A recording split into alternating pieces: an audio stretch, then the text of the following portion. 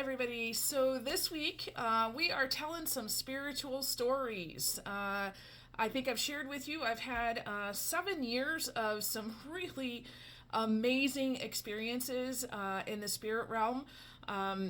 So I just thought I'm just going to start to tell the stories. I have with my clients, with the folks that I've been working with, but there's a lot that I haven't told in public, and so I'm just going to share them, and you get to decide what to do with them. How about that? So the first one that I'll share with you is actually the first funeral I went to after I had some of these spiritual awakenings.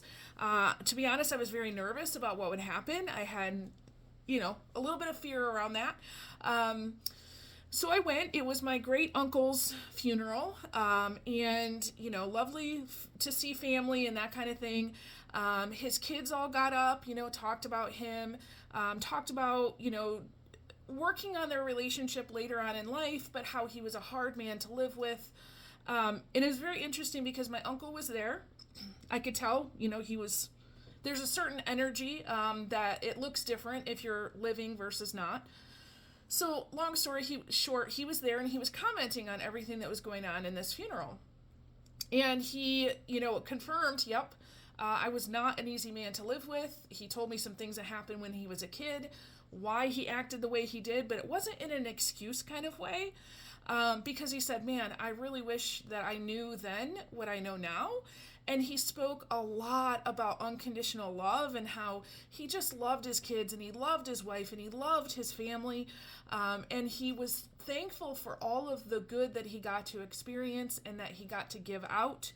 And he said if he had to do it again, he wished he could have done that with more love.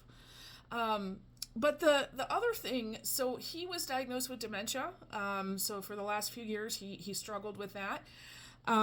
And his kids would talk about that experience. And one of the things that they often said was, he would tell the same stories over and over again. Now, my uncle was adamant.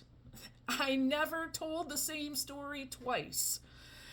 He said, I told a different story every single time, but my brain and my mouth wouldn't let that story come out. And I thought that is so good for us to know. For those of you who are dealing with someone that has dementia, there's still stuff going on in there, whether they are hindered by their body or not. And so, my experience, obviously this is just a little snapshot. I've got a journal that's filled with notes because I took notes throughout the whole experience. But unconditional love, we do the best we can. And dementia is not the end of someone. So what comes up for you when you hear this?